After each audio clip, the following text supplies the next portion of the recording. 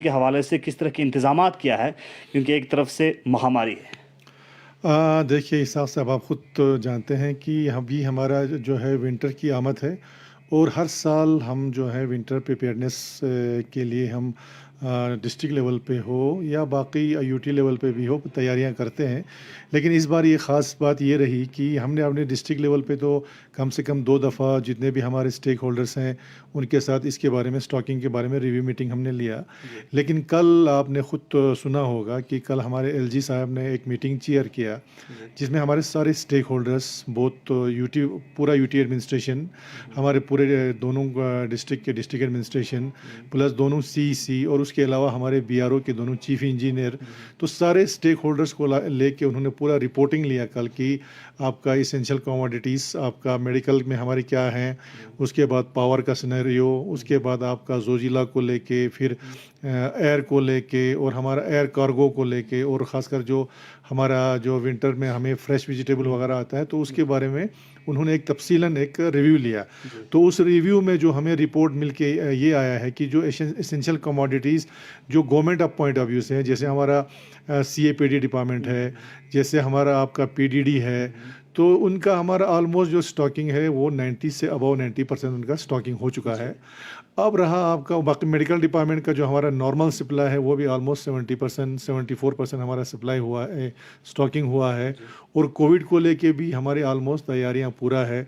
Covid dedicated hospital आप अभी आपने देखा होगा यहाँ पे, इस पे ऑक्सीजन सिलेंडर्स है आपका। उसके बाद अभी यहाँ पे एक ऑक्सीजन प्लांट हमारा ऑलरेडी चल रहा है। उसके अलावा एक स्टैंड बाय हम एक और लगा रहे हैं आपका ऑक्सीजन प्लांट, वो भी बहुत जल्दी वो भी तैयार हो जाएगा।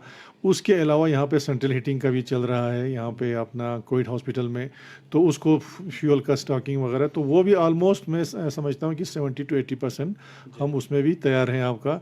तो जहाँ तक इसेंशियल कमोडिटीज़ और फूड का के मुतल्लिक़ है वो ऑलमोस्ट 70 to 80% है। लेकिन इसमें एक इशू है आपका, जो हमारा मर्चेंट एसोसिएशन है, जहाँ यानी मार्केट का जो स्टॉकिंग है, उसमें जो इनका रिपोर्ट हमें आया है वो अभी 60 to 70% है।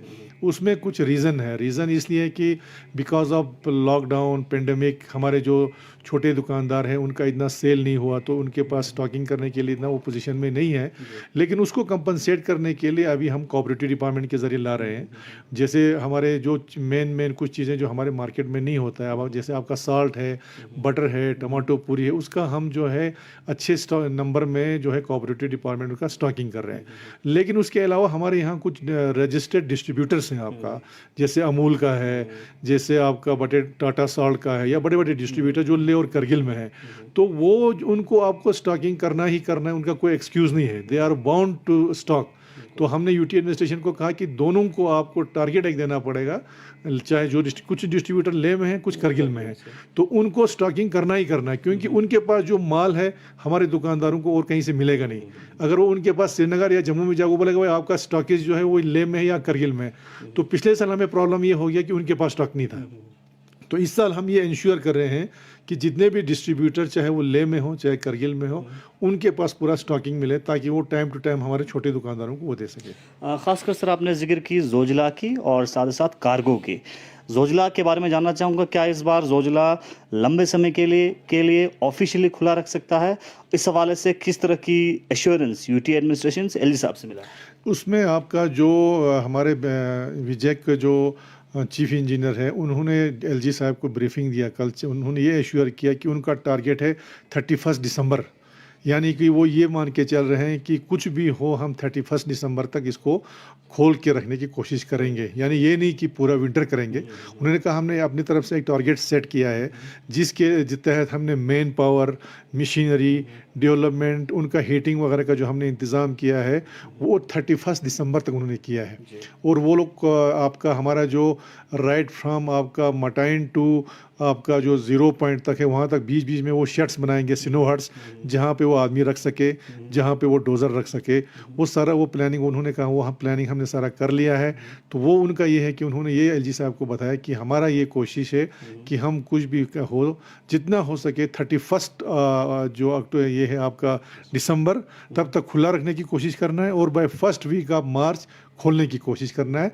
ये एक एश्योरेंस उन्होंने दिया है, तो हमें उम्मीद है। पिछले साल भी हालांकि कहा गया था कि हम खुला रखेंगे, लेकिन नहीं हो पाया। इसलिए नहीं हो पाया कि हमारे वो हम वी आर नॉट प्रिपेयर्ड, या आपके पास बेकन के पास विजय के पास वो टारगेट दिया भी नहीं था, उनके पास वो मशीनरी भी नहीं था। लेकिन इस साल जो रिपोर्ट उन्होंने दिया, उनके पास मशीनरी भी आ चुका है, मैन पावर रखा है, और सबसे बड़ी चीज़ उन्होंने ये एक रखा है कि उन्होंने जो हमारे लोकल ये हैं आपके जो लेबर्स वगैरह हैं, या लोकल हमारे डोज़र ड्राइवर्स हैं, उनका जो ऑनरेरियम है या उनका जो सैलरी है वो उन्होंने काफ़ी बढ़ा दिया है, ताकि उनको कोई प्रॉब्लम ना हो काम करे। और उनका क्लॉथिंग जो है, विंटर क्लॉथिंग, वो भी वो लोग प्रोवाइड कर रहे हैं। कार्गो के जरिए किस तरह की फैसिलिटेशन मिल रही है? कार्गो के ज़रिए दो तरीके के हैं कार्गो आपका। एक तो प्राइवेट कार्गो, जो प्राइवेट जहाज़ों में लाएंगे आपका, उसके लिए भी वो लोग एक कोटा फिक्स करेंगे। दूसरा हमारा जो आपको पता है, हमारा इसमें आ रहा है आपका डेकोड, इसमें आता है आपका IL-76 में, तो उसमें जो उनका टनेज जो है, वो टनेज इन्होंने बढ़ा दिया है। हमने उनसे ये रिक्वेस्ट किया है कि इस साल आप टनेज बढ़ाइए, ताकि जो वेजिटेबल और फ्रेश वेजिटेबल और जो फ्रूट्स आता है वो सिर्फ डिस्ट्रिक्ट हेडक्वार्टर तक महदूद न रहे, बल्कि वो सब डिवीज़न और ब्लॉक लेवल तक जाए लोगों को। तो वो हमें एक तो LG साहब ने एश्योर किया कि हमने ऑलरेडी वो मिनिस्ट्री ऑफ डिफेंस के साथ टेकअप किया है, तो हमें उम्मीद है कि उसमें भी हम बढ़ाएंगे। और दूसरा जो सिविल कार्गो है, उसमें भी हम कुछ कोटा ले लेंगे।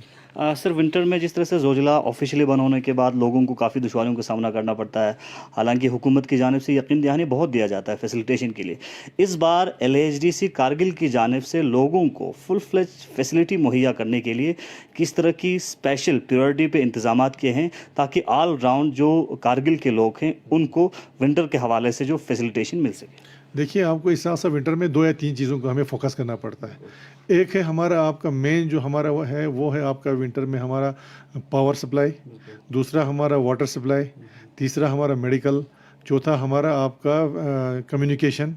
कम्युनिकेशन मींस हमारा जो मींस जो हमारा मोबाइल कनेक्शन होगा, ये है आपका।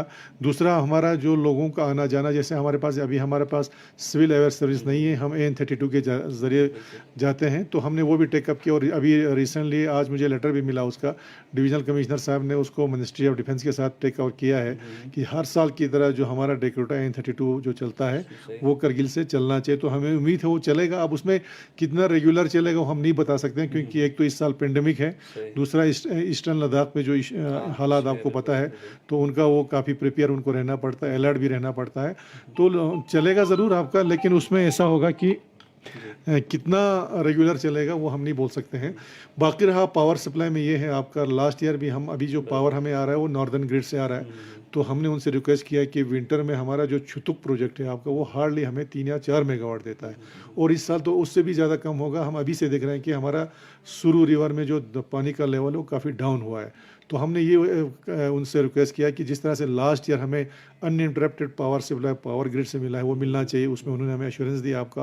बाकी वाटर सप्लाई जो हम लोगों को थ्रू टैंकर वगैरह पहुंचाते हैं, तो मुझे लगता है इस साल पिछले साल से हमारा इस साल बेटर होगा, क्योंकि हमने जो टैंकर जो है हमने बढ़ा दिया है। तो सर आखिर पे सर, जिस तरह से जोजिला बंद होने के बाद ज़मीनी सतह पे देश और दुनिया के साथ कटाव रहते हैं लद्दाख, तो हवाई सतह के लिए कारगिल में अलग से कुछ सेंटर से आप लोगों को इशारा मिला है कि अलग से कुछ इंतज़ाम एयर कनेक्टिविटी के हवाले से किया जा सकता है? देखिए, उसमें ये है कि अभी आपका LG साहब हो या आपका UT एडमिनिस्ट्रेशन, वो लोग अपनी तरफ से भरपूर कोशिश कर रहे हैं कि एक सिविल स्मॉल एयरक्राफ्ट हो जो UT एडमिनिस्ट्रेशन खुद हायर करे, और वो यहाँ से कम श्रीनगर तक चलाए या जम्मू तक चलाए।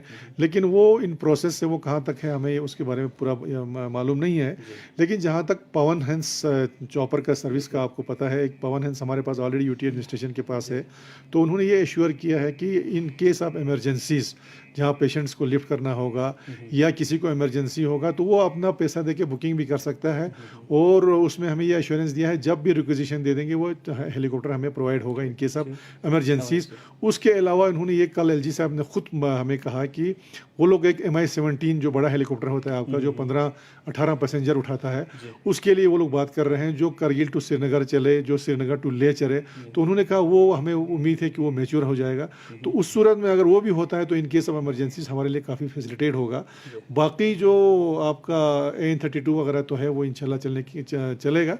तो हमारी कोशिश यही रहेगी कि लोगों लोगों को कोई प्रॉब्लम ना हो, चाहे वो एयर कनेक्टिविटी में हो, चाहे पावर में हो, चाहे स्टॉकिंग में हो। तो जिस हिसाब से यूटी सतह पर या काउंसिल लेवल पे, एडमिनिस्ट्रेशन लेवल पे जो एक तैयारी शुरू से अभी चल रही है, तो इंशाल्लाह मुझे लगता है कि इस विंटर में इतना प्रॉब्लम हमें फेस नहीं करना पड़ेगा।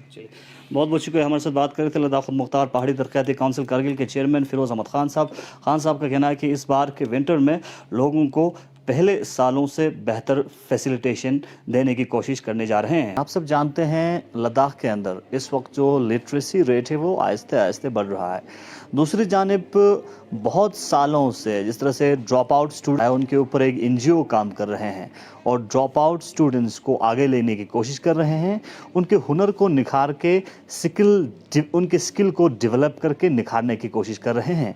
हम बात कर रहे हैं focus the skill learning school. इनके चेयरमैन मोहम्मद हनीफ हमारे साथ हैं। इनसे जानना चाहेंगे आखिर इस ये एनजीओ किस तरह के काम करते हैं और जो ड्रॉप आउट स्टूडेंट्स हैं उनको किस तरह के प्लेटफॉर्म देते हैं। क्या कहेंगे, किस तरह के प्लेटफॉर्म देते हैं हनीफ साहब फोकस द लर्निंग स्कूल?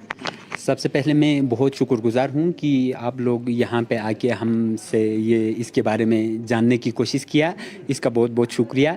ये जो एनजीओ हमने focus the skill learning school है, इसका मेन मकसद है कि हमारे ड्रॉप आउट यूथ को एक प्लेटफॉर्म दे के इनको कैसे आगे करना है, इस ड्रॉप आउट यूथ पे करता है। इसमें हमारा जो सर्विस होता है उसमें हम बहुत सारे कहीं रीज़न से हमारे बहुत सारे यूथ्स जिसमें बहुत कुछ टैलेंट होता है, तो वो अपने टैलेंट को उभरने का उसका एक प्लेटफॉर्म नहीं होता है। तो हम उन यूथ्स के लिए जो हमारे यहाँ ड्रॉप आउट रहा हो या किसी न किसी रीज़न से या अपना स्टडीज़ को बीच में रुका हुआ है, उन यूथ्स के लिए ये एनजीओ मेनली इसी पे काम करते हैं। तो पिछले कई सालों से आप इन ड्रॉप आउट स्टूडेंट्स पे काम कर रहे हैं। मैं आपसे जानना चाहूँगा सर्वे कैसे करते हैं, कैसे आइडेंटिफाई करते हैं और किस तरह से स्टूडेंट्स को मोबिलाइज करके आप लोग आगे लेने की कोशिश करते हैं?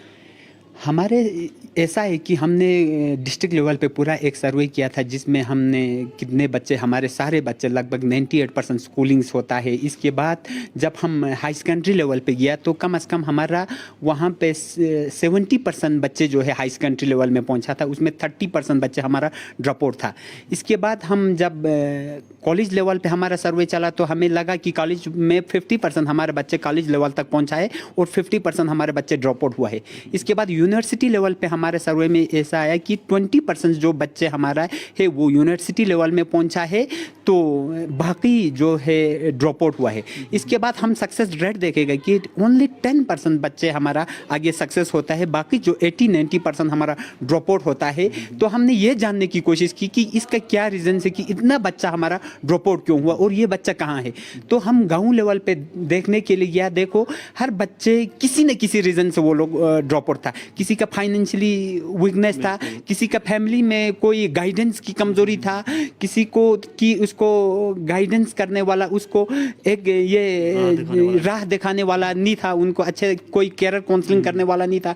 बहुत सारे ऐसे बच्चे हैं जो किसी न किसी सब्जेक्ट में इनका कमज़ोरी रहा होता है। देखो हम चाहते हैं कि हर बंदे में, हर इस ह्यूमन इसमें क्वालिटी भी होता है, इसके कमज़ोरी भी होता है। इसके छोटे से कमज़ोरी की वजह से वो बच्चा, जबकि इंग्लिश में उसमें पूरे उसका टैलेंट है लेकिन उसको मैथ की कमजोरी की वजह से वो ड्रॉप आउट हुआ है, किसी को किसी सब्जेक्ट की वजह से, छोटे छोटे रीजंस की वजह से ये जो सारे बच्चे ड्रॉप आउट हुआ है। इसमें खासकर जेंट्स कोई ना कोई काम करके अपना इनकम जनरेट कर सकते हैं, लेकिन खासकर हमारे यहाँ जो वुमेन्स है, जो लड़कियां हैं, जो ड्रॉप आउट होने के बाद बहुत सारे बच्चों के बहुत सारे ख्वाहिश है कि उनको एक प्लेटफॉर्म नहीं होता है, उनको एक ये इसके बारे में काउंसलिंग नहीं होता है, एक गवर्नमेंट का क्या क्या स्कीम है उसको ग्राउंड लेवल में उनको पता नहीं होता है। तो मेनली हम इस सर्वे में ऐसे बच्चों को ढूंढ के कि जिनका, जो बच्चे हम स्टडी कर रहे हो, अच्छा आगे पढ़ रहे, उनको हम नहीं लेता है, जबकि जो बच्चे ड्रॉप आउट हुआ है उस पर हम फोकस करते हैं ज़्यादा। हम स्टूडेंट्स की बात करें जो यहाँ से आगे, जिस तरह से आपने कहा बड़े बड़े कंपनीज में स्टूडेंट्स को प्लेसमेंट किया जाता है, उस हवाले से अभी तक लगभग हम कारगिल ज़िले से कितने स्टूडेंट्स को आप लोगों ने आगे भेजा है और वो लोग सक्सेसफुली ट्रेनिंग कंप्लीट करके मुख्तलिफ कंपनीज में काम कर रहे हैं, और इस वक्त की क्या स्थिति है? ये जो हमने लास्ट ईयर का जो हमारा फर्स्ट बैच यहाँ से जम्मू लिया था, उसमें लगभग हमारा 170 जो है कैंडिडेट था, फीमेल कैंडिडेट था। इनमें से कम हमारा 48 एबो जो है हमने यहाँ क्या बोलता है अपना हरियाणा में वो जगह यहाँ सोनीपत में हमने उनको प्लेसमेंट किया था, जो कि अमेज़न में अभी वर्क काम कर रहा है। कुछ बच्चे आज भी वहाँ पे काम कर रहे हैं। वहाँ पे हमारा कम से कम 48 बच्चे जो है प्लेसमेंट हुआ है। और दूसरा हमारा यहाँ से तमिलनाडु में SCM बोल के एक बहुत बड़ा कंपनी है, उसमें कम से कम हमारा यहाँ से 100 से 80-90 बच्चे जो है प्लेसमेंट किया था। और बीच में अनफॉर्चुनेटली ये कोविड के वजह से, इसके वजह से हमारे बच्चे वहाँ से वापस आना पड़ा, लेकिन बहुत अच्छे इससे हमने उन बच्चों को प्लेसमेंट किया और उनका अपना जो है अच्छा इनकम हुआ और उनको बहुत अच्छा एक्सपीरियंस भी हो गया। आखिर पे मैं आपसे जानना चाहूँगा जिस तरह से टाइमिंग क्या रहता है और लोगों तक ये जो आपकी जो आवाज़ से पहुंचाने के लिए आप लोग किस तरह से लोगों तक जो है मैसेज पहुंचाते हैं कि आपकी तरफ से एक बार फिर स्टूडेंट्स को ड्रॉप आउट स्टूडेंट्स को ले रहे हैं, उस हवाले से जानना चाहूँगा। और साथ ही साथ जो स्टूडेंट्स है ड्रॉप आउट है उनके लिए कोई पैगाम? ये इसके लिए हमारा मोबिलाइज होता है। हमारा मोबिलाइज़र जो है वो हर जगह पे मोबिलाइज करता है, जो जगह जगह जाके घर घर जाके उनके पेरेंट्स से मिल के, ड्रॉप आउट यूथ से मिल के उनसे बात करता है, उनको लेके आता है, काउंसलिंग का डेट देता है। और हम साथ ही साथ ऑल इंडिया रेडियो करगिल पे भी ब्रॉडकास्ट करता है इसको। तो अभी हाल ही में हमारा कम से कम आज हमारा 105 बच्चों का हमारा 2 तारीख को मोबिलाइज हुआ है। इनको हम आज गाड़ी में भेज के यहाँ से जम्मू हम कल मॉर्निंग 8 बजे यहाँ से रवाना कर रहा है। तो मोबिलाइज हमारा इसी तरह होता है। तो जो ड्रॉप आउट यूथ है हमारा, और भी हमारे पास कोर्सेज है। अभी हम कम से कम 105 लड़का जो है उसको मेडिकल के हमारे पास कोर्सेज आए, जिसमें लैब टेक्नीशियंस है या क्या बोलते हैं हमारा लेबोरेटरी असिस्टेंट, थिएटर असिस्टेंट वगैरह है। उसके लिए हम लड़कों के लिए हमारा 9 तारीख को मोबिलाइज है, उसमें भी हम मोबिलाइज कर रहे हैं। जिनका क्वालिफिकेशन 10+2 विद साइंस होना चाहिए, तो हम लड़कों के लिए वो काउंसलिंग का डेट रखा है 9 तारीख को हम उनको काउंसलिंग देता है। आगे कोई भी ड्रॉप आउट यूथ्स हो, हमारे ऑफिस यहीं पे है, कोई ड्रॉप आउट यूथ्स हो जो अपने आगे इसमें कोई अपने आप को इसमें एडमिशन लेना चाहते हैं, तो हमारे ऑफिस खुला रहता है ऑफिस टाइमिंग में, तो वहाँ पे राबिता कर सकते हैं। चलिए हनीफा साहब, हमारे साथ बात करने के लिए बहुत बहुत शुक्रिया। तो साथ ही साथ इसी इंस्टीट्यूट से ट्रेनिंग किए हुए एक स्टूडेंट हैं, उनसे जानना चाहेंगे जो इस वक्त इसी कंपनी में जॉब कर रही है। आपका नाम? मेरा नाम खातून भी है, मैं बरू की रहने वाली हूँ। खातून भी, आप क्या कहना चाहेंगे जिस तरह से अभी फोकस लर्निंग स्कूल के चेयरमैन ने कहा कि यहाँ से बहुत सारे स्टूडेंट्स को प्लेटफॉर्म देके उनके स्किल को निखारते हुए बहुत मुख्तलिफ तरीके के ट्रेनिंग उनको मुहैया किया जाता है, तो आपने ट्रेनिंग किया है, क्या पाया, क्या कुछ देखा, प्रोसीजर क्या था? जी, औज़ुबिल्लाहिमिनश्शैतानिर्रजीम, बिस्मिल्लाहिर्रहमानिर्रहीम। फ़र्स्ट ऑफ़ ऑल मैं आप लोगों का शुक्रिया अदा करना चाहती हूँ कि आपने मुझे ये अपॉर्चुनिटी दी कि मैं अपनी आइडियाज़ को आप लोगों के सामने रख सकूँ। सर, मैं जो है 2018 बैच में यहाँ से गई थी। इस स्कीम का जो है मुझे अपने एक फ्रेंड से पता चला था कि ऐसा कोई स्कीम है, तब मैं ऐसे ही घर पर बैठी हुई थी। तो तब मैं यहाँ से जम्मू के लिए गई थी और वहाँ पे हमारे लिए तो 2 डोमेन्स थे। वहाँ पे सेल्स डायरेक्टर और दूसरी थी शर्ट कुर्ता सफारी मेकिंग। हाँ, और वहाँ पे मुझे अपने जो एबिलिटीज़ के हिसाब से मुझे लगा कि मुझे सेल्स डायरेक्टर में जाना चाहिए। फिर मैं वहाँ पे जाके हमने 7 महीने वहीं पे ट्रेनिंग लिया। इसके बाद हमारा प्लेसमेंट हुआ था सोनीपत हरियाणा में अमेज़न कंपनी में। वहाँ पे मैंने बहुत 3-4 महीने काम किया और काम करके कोविड की वजह से मुझे वापस आना पड़ा। इसकी वजह से और कुछ घर पे भी कुछ इश्यूज़ थी जिस वजह से मुझे वापस आना पड़ा था। फिर यहाँ पे आके मतलब कि यहाँ पे बैठी हुई थी तो कुछ आजकल जो है मैं ऐसे मोबिलाइज़र जिस कंपनी की तहत मैं यहाँ से ट्रेनिंग के लिए गई थी उसी कंपनी में ऐसे मोबिलाइज़र में काम कर रही हूँ। तो ये बहुत अच्छा प्लेटफॉर्म है हमारी उन माँ बहनों के लिए, उन लड़कियों के लिए जो कि 18 एबव है और मैक्सिमम एज उनका 30-40 जो भी हो, उनके लिए बहुत अच्छा प्लेटफॉर्म है कि वो अपने अंदर की एबिलिटीज़ को समझे और खुद में एक स्किल जो है डेवलप कर सके, जिसकी वजह से वो अपने लिए फ्यूचर के लिए इनकम भी जो है जनरेट कर सकते हैं, जिस वजह से हमारी इकोनॉमी में जो है जीडीपी भी हम बढ़ा सकते हैं। बहुत बहुत शुक्रिया। हमारे साथ बात कर रही थी खातून, और खातून जी के बारे में अगर कहें तो इन्होंने इसी कंपनी के ज़रिए इन्होंने ट्रेनिंग किया है और इस वक्त ऐसे मोबिलाइज़र डिस्ट्रिक्ट कारगिल में काम कर रहे हैं इसी कंपनी में। और अगर हम आपको फोकस द स्किल लर्निंग की बात करें, ये एनजीओ उन स्टूडेंट्स के ऊपर काम करते हैं जो ड्रॉप आउट हैं, जिनके अंदर हुनर हैं, ताकत हैं, स्किल हैं, लेकिन आगे नहीं बढ़ सकते हैं प्लेटफॉर्म ना होने की वजह से। कोशिश करते हैं कि गवर्नमेंट के जिस तरह से स्किल डेवलपमेंट को लेके स्कीम्स हैं वो उन तक पहुंचाते हैं, करियर काउंसलिंग कराते हैं, मोबिलाइज कराते हैं और इसको ट्रेनिंग मुहैया करते हैं। उम्मीद करते हैं कि आने वाले वक्त में भी इस तरह के काम के स्टूडेंट्स के लिए जारी रहेंगे।